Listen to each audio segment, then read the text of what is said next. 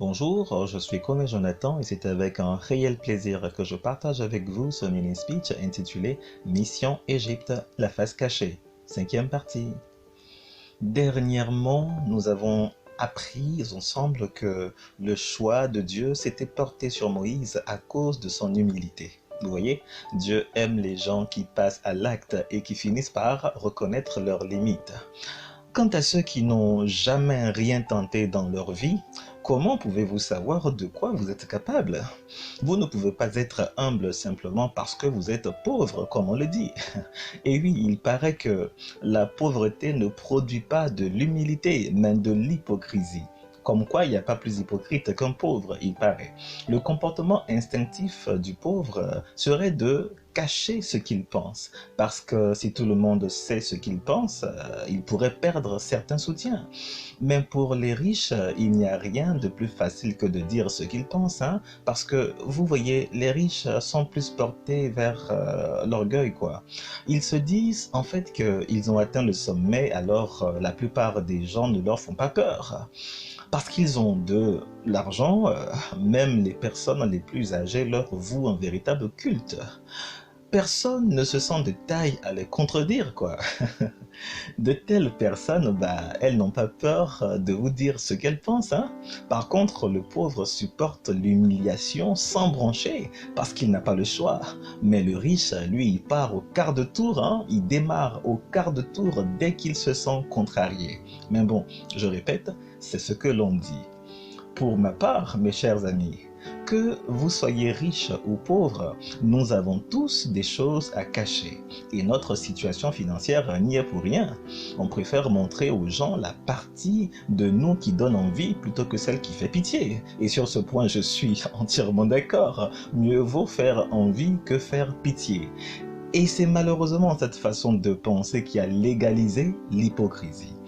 En effet, l'hypocrisie va plus loin que de ne pas dire ce qu'on pense. L'hypocrisie, c'est lorsque vous cachez une partie de vous-même aux autres. Ça veut dire que vous ne permettez pas aux gens de vous connaître vraiment. Et ça, pauvre comme riche, tout le monde le fait. Je veux dire que ce monde est hypocrite à la base. En fait, tout le monde est hypocrite, c'est ce que je veux dire. Et la raison de cette hypocrisie, c'est la peur du rejet. N'est-ce pas? La peur que les gens ne nous voient plus comme on aimerait bien qu'ils continuent de nous voir. Vous savez de quoi je parle, n'est-ce pas? D'accord. Mais devant Dieu, à quoi ça sert de se cacher? Bref, Moïse ne voulait pas retourner sur les lieux du crime. C'est ce que nous avons appris dans l'épisode précédent. Il ne voulait pas retourner sur les lieux du crime. Il ne voulait pas être confronté une nouvelle fois à ses échecs. Mais pour Dieu, rien ne sert de fuir, car c'est en nous confrontant à nos erreurs que nous grandissons. Et cette fois, avec l'aide de Dieu, les choses seraient bien différentes. Et Moïse répondit et dit: mais voici, ils ne me croiront pas, et ils n'écouteront pas ma voix, car ils diront, le Seigneur ne t'est point apparu. Alors le Seigneur lui dit, qu'est-ce que tu as dans ta main? Il répondit, un bâton. Exode chapitre 4, verset 1 à 2, version King James de 2006. Vous voyez, Moïse a commencé à dire à l'Éternel, bah ouais, tu sais, je les connais, ces gars-là, ça ne marchera pas. J'ai déjà essayé cette affaire, ça ne marchera pas. Tu ne sais pas comment ces gens-là sont, moi, je les connais. Voici comment est-ce que Moïse exprimait à Dieu son expérience.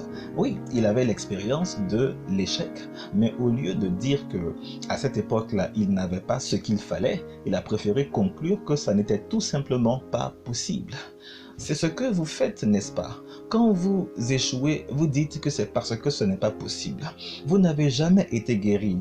Enfin, je veux dire que vous n'avez pas été guéri au nom de Jésus, mais votre voisin, lui, il a été guéri. Si la Bible ne marche pas pour vous, elle marche pour d'autres. Allez, demandez-vous ce qui vous manque. Demandez-vous ce qu'il vous faut pour que la Bible marche pour vous. Avez-vous ce qu'il faut pour réussir? Parce que l'échec signifie qu'il vous manque quelque chose. Au moment de son échec, Moïse n'avait pas de bâton. Maintenant, il en avait un. C'est ce bâton de berger qui allait faire la différence si vous lisez l'histoire. Aujourd'hui, sans que vous vous en rendiez compte, vous avez développé au fil du temps des compétences et un savoir-faire. Mais vous vous dites, non, c'est quelque chose d'insignifiant. Ça ne peut pas faire de différence selon vous. N'oubliez pas que David n'a pas vaincu Goliath dans un combat à l'épée, hein? Non, mais c'est avec un lance-pierre qu'il a vaincu Goliath. Et Dieu a dit à Gédéon, va avec la force que tu as. Mais dites-moi, quelle était la force de Gédéon? Est-ce que vous le savez? Je vais vous le dire. Gédéon se rappelait de tout ce que ses parents lui disaient au sujet des exploits que Dieu avait accomplis dans le passé. Et Gédéon avait gardé le souvenir de ce témoignage dans son cœur. C'était ça sa force, le souvenir des œuvres grandioses de Dieu. Il se souvenait tous les jours que Dieu avait accompli de grandes choses pour son peuple et il désirait voir cela de son vivant.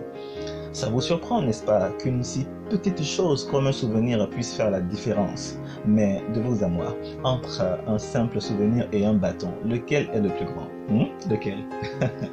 Dieu veut se servir de votre talent, Dieu veut se servir de vos compétences, Dieu veut se servir de votre caractère, aussi insignifiant soit-il aux yeux des autres, pour faire la différence. Si vous le croyez, criez Amen. Si vous le croyez, criez Amen et marchez maintenant avec assurance au nom de Jésus. Bien. Je m'arrête là pour aujourd'hui.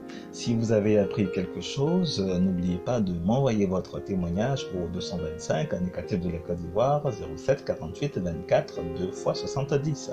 Suivez chaque semaine les paroles inspirées pour ne pas manquer la suite de notre série intitulée Mission Égypte, la face cachée. À bientôt les amis.